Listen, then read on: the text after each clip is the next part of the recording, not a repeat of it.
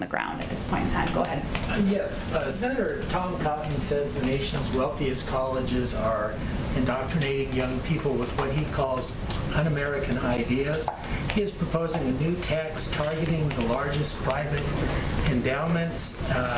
He says it would raise $2 billion a year.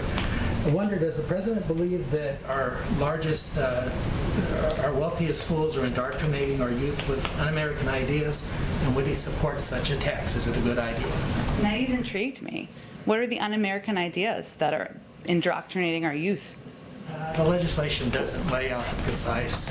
Oh, he's not specific about the indoctrination by leaders from universities? Well, he's been critical of, for example, the 1619 Project. He's been critical, spoken about critical race theory. He's claimed that there's a liberal bias on campus that targets conservatives, I think would be a way to put it. What's he going to do with the money? He wants to use it for programs for, I'm having a hard time coming up with the word, when you have job training, those sorts of things. Without much detail of where he thinks our youth are being indoctrinated, it sounds very mysterious and dangerous. Although I don't think we believe that educating the youth and the future leaders of the country on systemic racism is indoctrination. That's actually responsible. But I would say if he's trying to raise money for something, then our view is there's lots of ways to do that. We know that a number of corporations hugely benefited financially during the pandemic. They could pay more taxes. We think the highest 1% of Americans can pay more taxes. And if he wants to have a conversation about worker training, we'd love to have him over and have that conversation.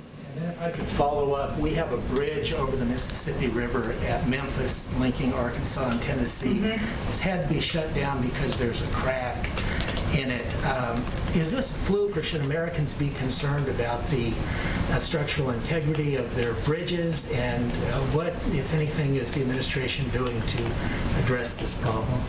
Well, first I would say that's an excellent example of why we need the American Jobs Plan. And as you know, probably traveled across that bridge a few times yourself, I would guess.